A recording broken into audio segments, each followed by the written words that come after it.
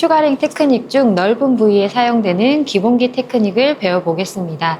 먼저 기본기 테크닉 도포 동작입니다.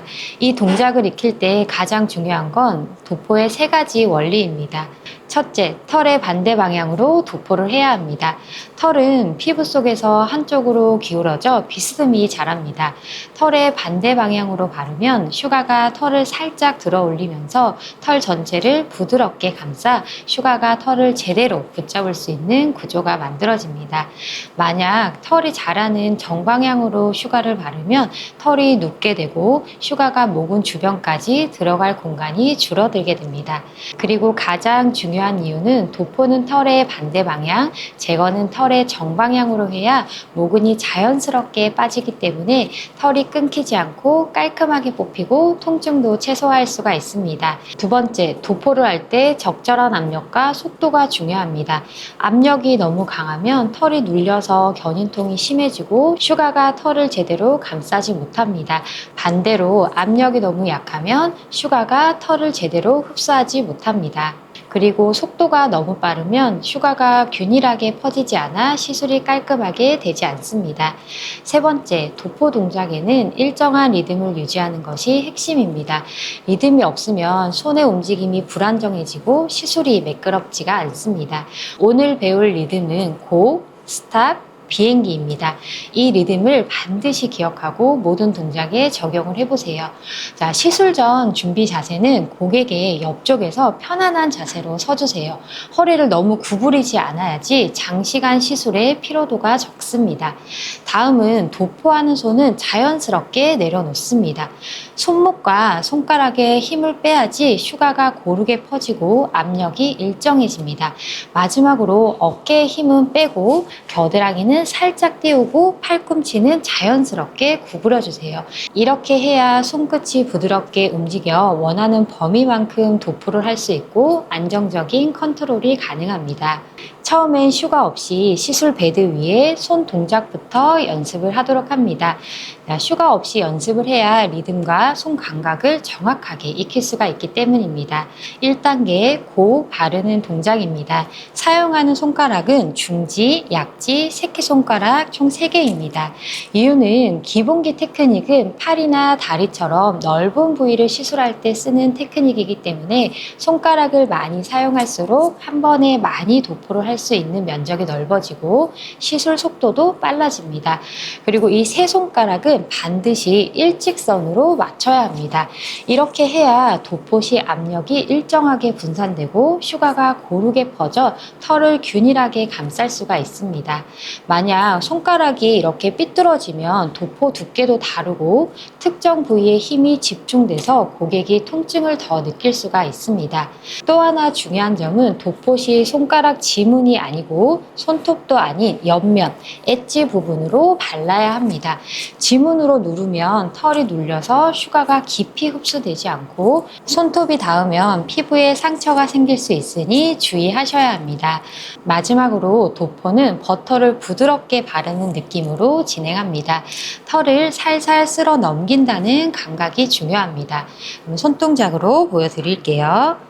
기본기 테크닉 도포, 제거, 텐션까지 스킨패드에 슈가를 잡고 연습을 해보도록 하겠습니다. 실제 피부처럼 텐션을 어떻게 주고 손을 어떻게 움직여야 하는지 차근차근 익혀보도록 하겠습니다. 자, 처음 연습은 부스터 슈가로 연습을 하도록 합니다. 자, 스킨패드 위에 텐션을 주고요. 우리 슈가 볼을 손끝에 이렇게 동그랗게 매달아 줍니다. 그리고 기본기의 도포는 우리 세 손가락 기억하시죠? 이렇게 손끝에 슈가 볼을 옮겨서 슈가를 스킨패드 끝에 놓습니다. 그리고 손가락은 일자가 될 수 있게 손을 가볍게 툭 놔주시고요. 쭉 고 바르기 동작을 합니다. 내 손의 슈가가 5분의 1 정도 남았을 때 멈춤 동작, 스탑 동작을 하시고 그대로 손을 손등이 보이도록 살짝 덮어서 분리하는 비행기 동작을 합니다. 자, 이렇게 되면 연필 꼬리심처럼 길게 잔여 슈가가 남습니다. 자, 이제 두 번째는 이어서 두세 번 정도 흡수를 해야 슈가가 털 속에 잘 스며들 수 있기 때문에 동일한 이 면적 안에서 손을 일자로 놓고 다시 반복해서 시술을 합니다.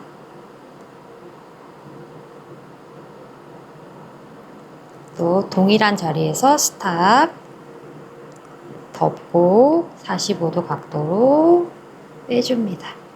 이렇게 동일한 위치에서 계속 비행기에 잔여물이 남을 수 있도록 연습을 해주세요. 자, 한 번 더.